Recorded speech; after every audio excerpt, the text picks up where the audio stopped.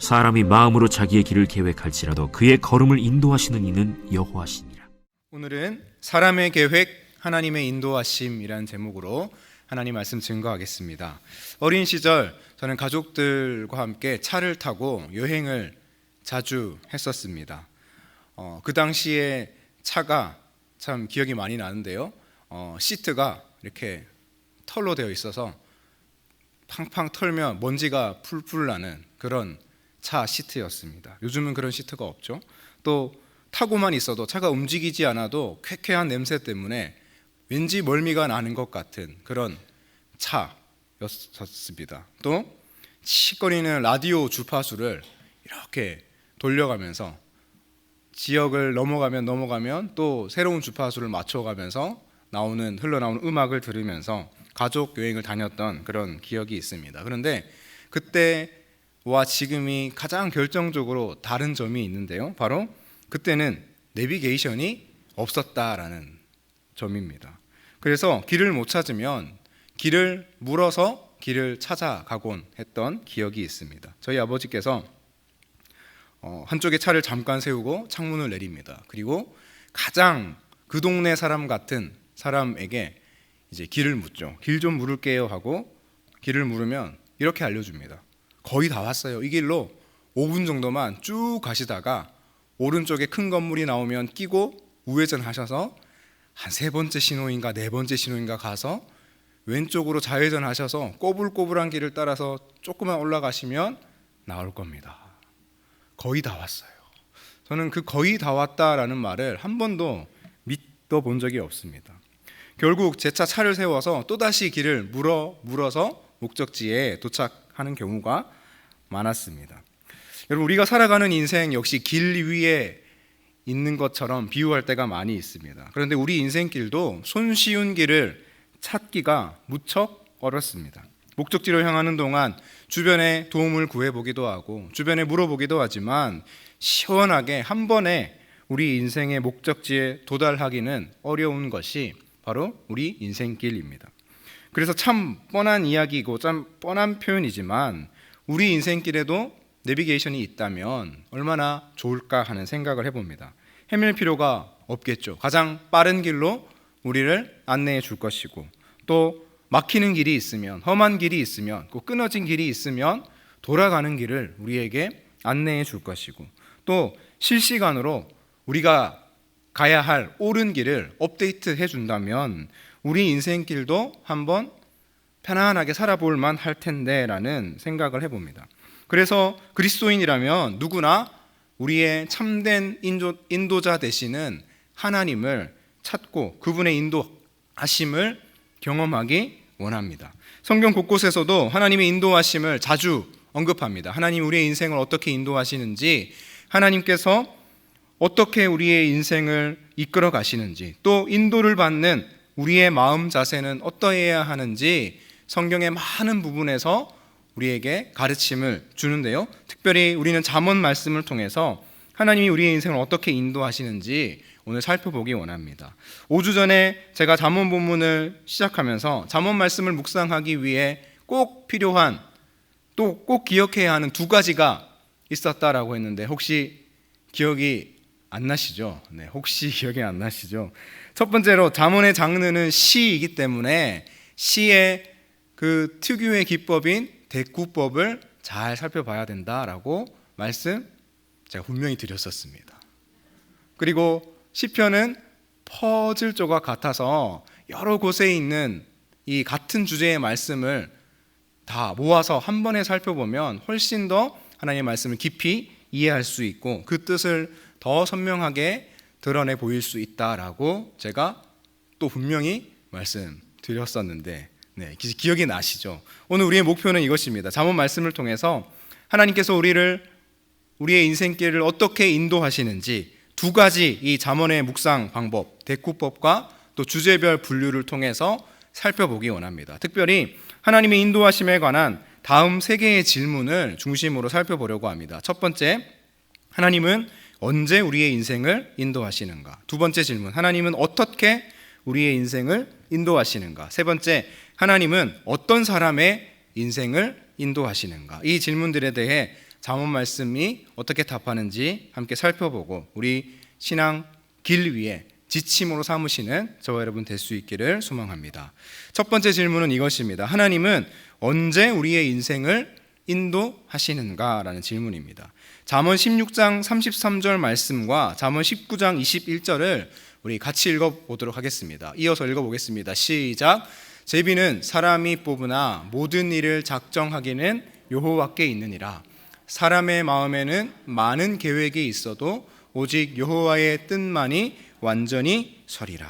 이 두 구절은 의미적으로 같은 맥락의 말씀입니다. 두 구절의 하반절부터 먼저 보시면 16장 33절에서는 모든 일을 작정하기는 여호와께 있다라고 말하고 있고 19장 21절에서는 오직 여호와의 뜻만이 완전히 서리라라고 말합니다. 종합하면 모든 세상 만사가 여호와 하나님의 작정하심과 뜻 안에서 이루어지고 있다라는 말이죠. 그런데 앞부분을 비교해 볼까요? 먼저 19장 21절 말씀을 보시면 사람의 마음에는 많은 계획이 있다. 여기에 사용된 계획이라는 단어의 의미가 꾀하다, 고려하다, 궁리하다, 계산하다 이런 의미를 가지고 있습니다. 이 세상을 살아가는, 특별히 인생길로서 살아가는 사람들의 그 모습을 아주 잘 표현해주는 표현이 바로 이 계획이라는 표현이죠. 이 세상 사람들은 저마다 자신의 인생의 계획을 세웁니다. 머리를 싸매고 어떻게 하면 내게 주어진 인생을 잘 살아갈 수 있을까 고민하고 궁리하며 살아가죠.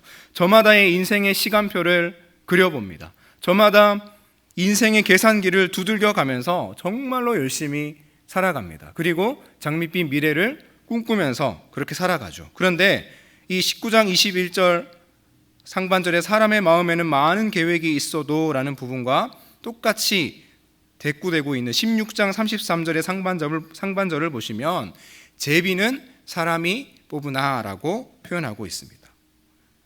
이 모든 인생의 계획이 마치 무엇과 같다고 지금 잠언의 지혜자는 말하고 있습니까? 제비 뽑기와 같다라고 말하고 있습니다. 여러분 고대 근동에서 항아리 속에 작은 물체, 가장 흔하게는 서로 색이 다른 물체를 넣어서 손을 넣어서 뽑아서 그 순서가 어떻게 나오는지 그것을 살핌으로 우리가 믿는 내가 믿는 신의 결정이 무엇인지 제비를 뽑곤 했습니다. 아주 원시적이고 또 아주 미신적이고 또 아주 우연적인 그런 방법이죠. 얼마 전에 우리가 대통령 선거가 있었는데 만약에 대통령 선거를 이 제비 뽑기로 한다라고 생각한다면 있을 수가 없는 일이겠죠. 제비 뽑기는 너무나도 우연성이 짙은 방법입니다. 잠언 말씀 말합니다. 사람들이 머리를 싸매고 궁리하고 계산해서 저마다 멋진 인생의 계획을 세우고 장밋빛 미래를 핑크빛 미래를 꿈꾸며 살아가는데 사실은 제비 뽑기 같은 그런 우연성뿐인 인생이 우리의 삶이지 않느냐라고 불편한 진실을 우리에게 말하고 있습니다. 정말로 그렇지 않습니까? 우리가 인생에 얼마나 많은 계획을 세우고 세워왔으며 또 앞으로 세우겠습니까? 그런데 우리 계획대로 딱딱 들어맞을 때가 과연 얼마나 있었나요? 돌아보면 우리 생각대로 된 일이 별로 없습니다. 열의 아홉은 우리 계획대로도 우리 생각대로도 되지 않았습니다. 물론 인생의 계획과 준비가 전혀 필요 없다라는 뜻은 아닙니다. 잘 안 되도록, 잘 안 풀리도록 신앙생활도 못 해보려고 우리가 마음먹은 적은 단 한 번도 없는데 우리 뜻대로 된 적도 그리 많지 않다라는 것을 지금 잠언의 기자는 말하고 있는 것입니다. 제비뽑기 같은 허무하고 우연의 연속뿐인 듯 보이는 우리의 인생. 그런데 성경은 무엇을 말합니까? 하반절에서 분명히 말하고 있죠. 그럼에도 불구하고 여호와 하나님의 작정하심과 그의 뜻은 여전히 이루어지고 있다라는 것입니다. 그래서 오늘도 우리가 이 자리에서 참고 견디며 살아갈 수 있는 것이죠. 첫 번째 질문, 하나님은 언제 우리의 인생을 인도하십니까?의 답은 무엇입니까? 하나님은 우리의 인생을 이미 인도하고 계신다라는 것입니다. 두 번째 질문입니다. 하나님은 어떻게 우리의 인생을 인도하실까요? 잠언 16장 1절 말씀을 우리 한번 읽어볼까요? 16장 1절입니다. 시작.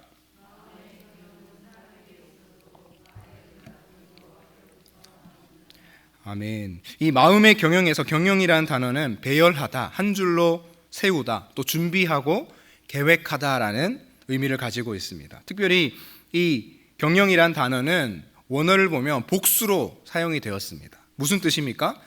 이 세상 모든 사람들의 마음에 수많은 계획들이 있고 복수의 계획들이 있는데 그것을 저마다 배열하고 줄을 세우고 준비하며 계획을 세우며 살아간다라는 것이죠.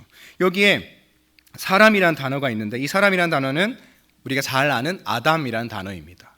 사람인데 하나님께서 창조하신 피조물로서의 사람을 의미하는 표현입니다. 즉 하나님이 만드신 피조물인 사람은 이 세상을 살아가면서 마음의 경영, 마음속에 많은 계획을 세우며 살아가는 것이 마땅하다라는 것을 성경이 말하고 있습니다. 그런데 하반절을 보시면 마음의 경영에 딱 상응하는 표현이 바로 말의 응답입니다. 이 말의 응답이라는 말을 직역하면 혀의 대답이라는 표현이에요.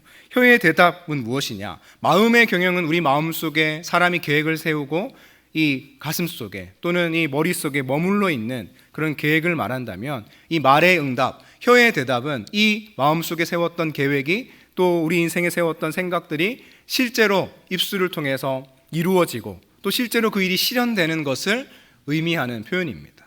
이 말의 응답을 이루시는 분은 누구라고 성경은 말하고 있습니까?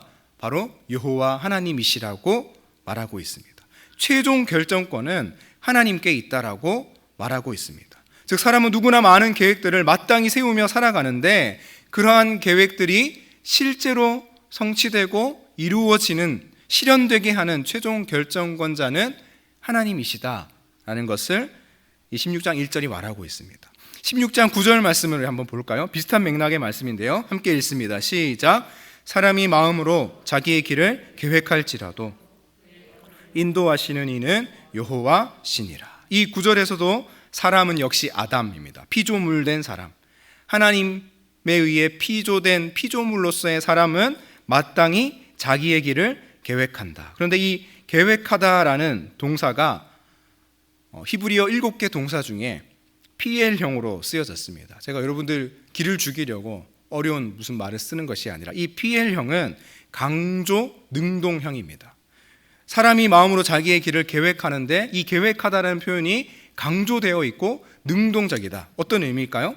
사람이 자기의 인생길을 계획하는데 아주 능동적으로 또 치밀하게 잘 계획해서 인생 계획을 마땅히 이루어 나가야 한다라는 것을 성경이 말하고 있는 것입니다. 그런데 그의 걸음을 인도하시는 이는 여호와시다라고 말하죠. 그의 걸음은 바로 16장 1절로 치면 말의 응답, 혀의 대답과 같은 부분에 있는 표현입니다. 실제로 사람이 강조 능동형으로 수많은 계획들을 열심히 세우고 그 인생을 살아가지만 실제로 그 일을 그 걸음걸음을 인도하시는 이는 누구라고 말씀하시는 거죠? 바로 여호와 하나님이시다. 잠언 20장 24절 말씀을 한 번 더 보시면 이 개념이 조금 더 확장이 되는데요. 우리 같이 읽어볼까요? 시작. 사람의 걸음은 여호와로 말미암나니 사람이 어찌 자기의 길을 알 수 있으랴. 이 구절에는 사람이 2번 사용되고 있는데 하반절에 있는 사람은 우리가 앞에서 봤던 아담이라는 단어입니다. 그런데 맨 앞에 있는 사람이라는 단어는 게베르라는 단어입니다. 똑같이 사람으로 번역되었지만 의미는 조금 다릅니다. 앞에 아담이라는 사람은 하나님이 창조하신 피조물로서의 사람이라는 의미라면 이 게베르라는 사람의 의미는 이 세상에 창조된 많은 창조물 중에서 가장 강력하고 힘이 있는 존재를 의미하는 단어입니다. 즉 사람의 걸음이라는 말은 모든 사람이 마땅히 능동적이고 적극적으로 주어진 인생길을 걸어가야 한다라는 것을 의미하는 것입니다. 그런데 이 게베르 사람의 걸음을 누구에게로부터 말미암게 됩니까? 바로 여호와로부터. 그래서 하반절에 성경 기자는 이렇게 말합니다. 사람이 어찌 자기의 길을 알 수 있으랴. 자기의 길을 모른다는 뜻이죠. 자기의 길을 자기는 모르지만 이 모든 일의 최종 결정권자인 하나님은 그 인생을 옳은 길로 인도하신다라는 그런 의미를 가지고 있습니다. 여러분 두 번째 질문이 무엇이었습니까? 하나님은 어떻게 우리의 인생을 인도하시는가였죠. 그런데 이 세 개의 잠언 구절이 우리에게 명확한 답을 주고 있습니다. 공통적으로 말하는 것은 무엇입니까? 혀의 응답, 또 걸음, 최종 결정과 계획의 실현은 하나님께서 이루시고 행하시는 그분의 고유 영역이 분명하지만 우리 창조된 사람으로서 우리 인간 쪽에서도 필요한 것이 있다라는 것입니다. 무엇입니까? 바로 마땅히 마음의 경영을 해야 하고, 또 마땅히 자기의 길을 계획해야 되고, 또 게베르, 능동적이고 적극적인 사람으로서 마땅히 주어진 인생길을 걸어가야 한다라는 것입니다. 오해하시면 안 됩니다. 하나님이 우리의 인생을 분명히 주도하시고 인도하십니다. 하지만 그 주도하심 가운데 우리 마음의 경영과 능동적인 계획과 한 발자국 한 발자국 내딛는 걸음 또한 하나님이 기쁘시게 사용하시고 합력해서 우리의 인생길을 끌고 인도하고 계신다라는 뜻입니다.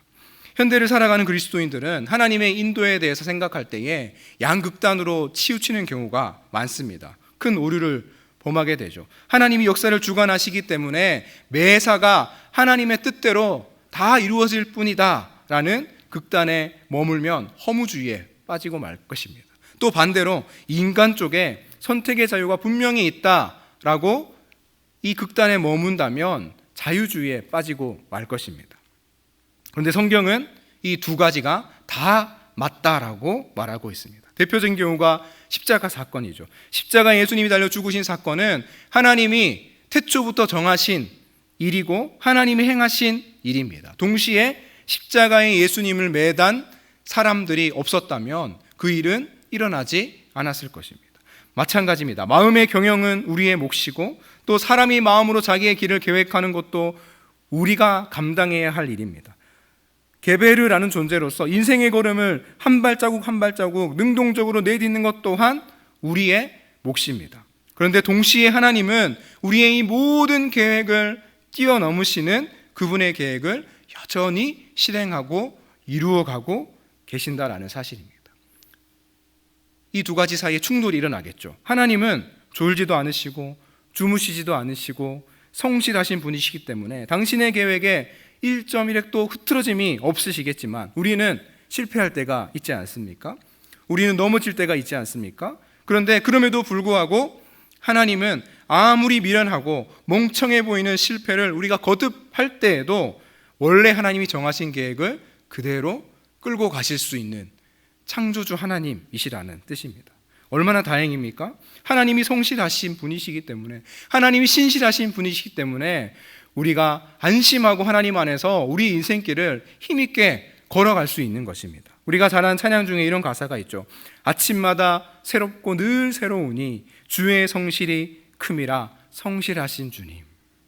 그래서 또 우리는 이렇게 찬양합니다. 주님보다 앞서지 않고 겸손하게 주님의 말씀 기다리겠습니다. 딱 이 찬양 가사가 우리가 살펴본 1절, 9절 그리고 20장 24절의 구도를 우리에게 잘 보여줍니다. 주 안에 사랑하는 성도 여러분, 하나님은 어떻게 우리의 인생을 인도하십니까? 답은 무엇입니까? 하나님은 우리와 합력하여 우리의 인생을 인도하십니다. 그런데 이 합력은 간단하게 설명할 수 없는 성질의 것이죠. 그분은 우리보다 한 발자국 앞서서 그분이 정하신 계획을 묵묵히 이루어가고 한치의 오차도 없이 이루어가고 계십니다. 한 번씩 우리가 넘어졌나, 우리가 쓰러졌나 뒤를 돌아보시면서 우리가 잘 따라오고 있는지 끊임없이 우리를 살피시고 또 우리를 격려해 주시는 분이십니다. 설령 우리가 실패하거나 넘어지더라도 우리의 손목을 굳게 잡고 계시기 때문에 당신의 계획을 이루시기 위해 저만치 멀어져 가는 분이 아니라 우리의 손목을 잡고 우리를 기다려 주시며 우리를 다시 일으키셔서 함께 가자라고 말씀하시는 분이 바로 우리 하나님이시라는 것입니다. 그분은 우리와 합력하기 원하십니다. 우리와 함께 걷기 원하십니다. 우리의 고군분투하는 이 땅에서의 모든 삶을 아주 흐뭇하게 지켜보시는 분이십니다. 우리의 인생을 이토록 세밀하게 인도하시는 하나님과 함께 끝까지 합력하며 나아가시는 저와 여러분 될 수 있기를 간절히 소망합니다. 세 번째로 마지막 질문입니다. 하나님은 어떤 사람의 인생을 인도하시는가? 잠언 11장 3절 말씀을 함께 읽어보겠습니다. 시작.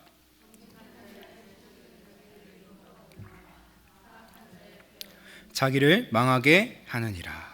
여기서 정직한 자의 성실이라는 표현이 있는데요, 여기에 나오는 정직과 성실은 단순히 도덕적인 차원을 말하는 것이 아닙니다. 정직이라는 단어의 의미는 곧다, 또 일직선이다라는 의미입니다. 이 의미는 단순히 도덕적인 측면에서 거짓이 아닌 정직의 차원이 아니라 하나님의 뜻과 공의에 꼭 맞는, 걸맞는 태도를 의미합니다. 또 성실이라는 단어도 원어로는 완전한, 충만한이라는 의미를 담고 있습니다. 그러니 단순히 열심히 한다든가 우리의 조금 열정을 담은 그런 성실을 말하는 것이 아니죠. 하나님이 모든 사람들에게 부여하신 사명의 차원에서 그 사명을 끝까지 완수해내는 그러한 의미가 바로 이 성실이라는 단어입니다.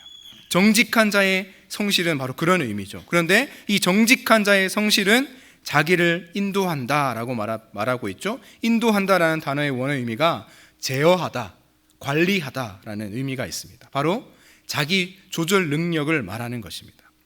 반면에 사악한 자의 폐역은 자기를 망하게 한다, 자기를 파괴시킨다라는 의미입니다. 여러분 11장 3절이 말하는 바가 무엇입니까? 하나님의 뜻에 어긋나게 폐역을 행하며 살아가는 사람의 인생은 모든 것이 파괴될 뿐이지만, 반면에 정직한 자의 성실을 행하는 사람은 여전히 좀 부족하고 한계는 있지만 자기를 인도하게 되는 신앙생활의 수준으로 한 단계 한 단계 나아갈 수 있는, 점진적으로 자라날 수 있는 여지가 있다라는 뜻이죠.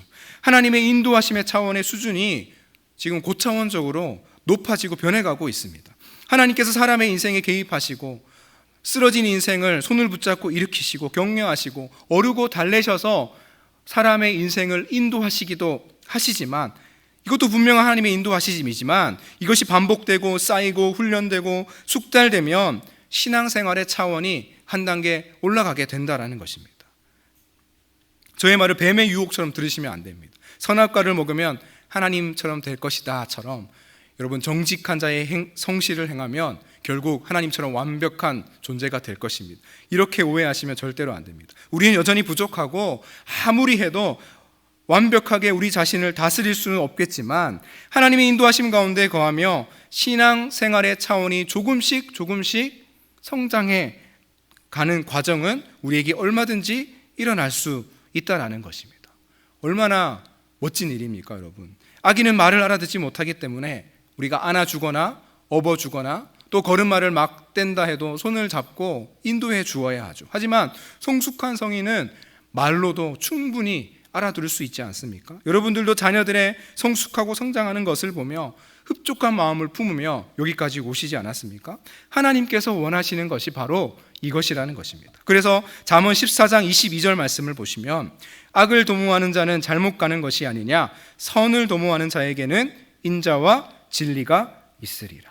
하나님은 선을 도모하고 또 11장 3절에서 봤던 것처럼 정직한 자의 성실을 행하는 사람에게 인자와 진리, 헤세드와 에메트를 베푸신다라고 분명히 약속하셨습니다. 바로 다른 말로 은혜입니다. 하나님의 신실하심입니다. 그때 신앙인은 어떻게 되느냐? 유아기적인 신앙인의 수준에 머무르고 거기에 있는 것이 아니라 자기를 인도하고 절제하고 조절하게 되는 성숙한 신앙인의 모습으로 조금씩 성장하게 된다는 것입니다. 이것을 평생에 우리가 감당해야 할 일인 것입니다. 저는 이것이 바로 하나님이 우리를 인도하시는 이유이며 결국 하나님의 인도하심이 궁극적으로 향하는 방향성이라고 생각합니다. 여러분 요셉을 보면 딱 그렇습니다. 요셉은 어떻게 애굽의 총리가 되어서 애굽과 또 자기의 가족들을 살려냈습니까? 요셉은 하나님과 꾸준히 함께 했습니다. 그는 하나님을 꾸준히 신뢰했습니다.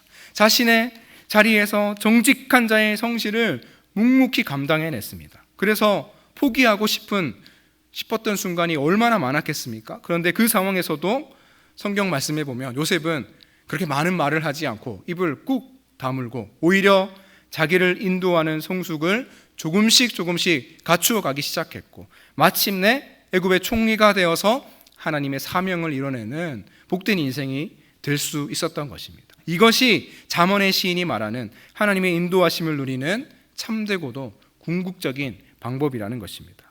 현대 그리스도인들은 하나님의 인도하심을 생각할 때에 특별한 비법이 있을 거라고 생각하는 경향이 있습니다. 작은 현상, 어떤 찰나의 느낌, 순간의 감정을 집중하면서 이것이 하나님의 인도하심이 아닐까? 하나님의 인도하심의 단서를 찾으려는 그런 시도를 할 때가 얼마나 많은지 모릅니다. 제가 청년 시절에 3박 4일로 수련회를 갔습니다. 그런데 수련회 첫날 저녁 집회를 마치고 어떤 청년이 아무래도 자신이 신비한 성령 체험을 한 것 같다라고 막 고백하기 시작했습니다. 집회 시간에 자기가 눈을 감고 기도를 하는데 기도 중에 등골이 오싹할 정도로 닭살을 확 돋게 할 정도로 시원한 성령의 바람이 자기의 등을 휘감았다라는 것이었습니다. 그런데 그 주변에 있던 청년들이 나도 그런 경험을 했다고 한 명씩 나타나기 시작했습니다. 처음엔 진짜로 성령님의 바람의 역사가 일어난 줄 알았는데 알고 보니 누군가 더워서 창문을 열어놨다가 시원한 바람이 들어온 것뿐이었습니다. 여러분, 물론 하나님은, 또 성령 하나님은 바람으로도 역사하실 수 있으시죠. 그런데 이런 종류는 믿음이 약한 사람들을 인도하실 때 사용하시는 방법입니다. 서두에 말한 것처럼 내비게이션처럼 편리하고 빠르고 쉬운 것만 추구하는 신앙 형태가 우리에게 자꾸만 유혹을 걸어오지 않습니까? 여러분, 이것은 옳은 길이 아닙니다. 신앙인은 잘하면 잘할수록, 또 성장하면 성장할수록, 성숙하면 성숙해 나갈수록 단순한 비법이 아니라 잠언 11장 3절에서 말하는 것처럼 정직한 자의 성실로 자기를 제어하는 것에 신앙생활의 목표를 두어야 하는 것입니다. 그래서 우리가 매일매일 새벽마다 큐티의 말씀을 또 살피고 또 살피고 계속해서 매일 살피는 것이고, 말씀 통독을 꾸준히 해나가는 것이고, 또 기도 생활 가운데 충분한 시간을 가지고 성실하게 임하는 것, 이것이 바로 성숙한 신앙인이 정직한 자의 성실로 하나님의 인도하심을 누리는 비결이라는 것입니다. 이 지혜를 여러분 평생의 삶에 요셉처럼 묵묵히 감당해 가시는 저와 여러분 될 수 있기를 간절히 소망합니다.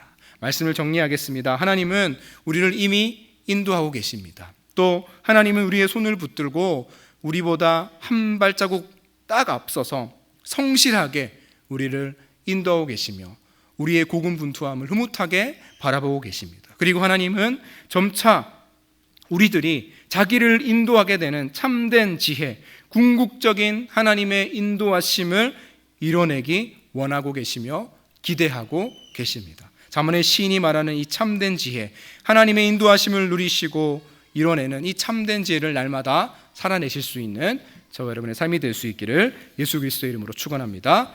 시간 말씀을 기억하며 함께 기도하겠습니다. 하나님은 우리의 인생을 어떻게 인도하십니까? 하나님은 이미 우리의 인생을 인도하고 계십니다. 이것이 우리 신앙생활의 대전제가 되게 하여 주옵소서. 하나님, 우리의 손을 붙들고 우리와 합력하여 너무나 성실하게 우리의 인생을 인도하고 계십니다. 그리고 결국 궁극적인 하나님의 인도하심은 우리가 날마다 정직한 자의 성실을 행하여 성숙하고 성장하여 마침내 참된 지혜로 향하기를 기대하고 계십니다. 하나님의 성실하신 인도하심 붙들고 의지하오니 주여 우리에게 주어진 인생길 마땅히 그리고 묵묵히 끝까지 감당하게 하여 주옵소서. 이제 함께 주님의 이름 부르고 기도하며 나가겠습니다.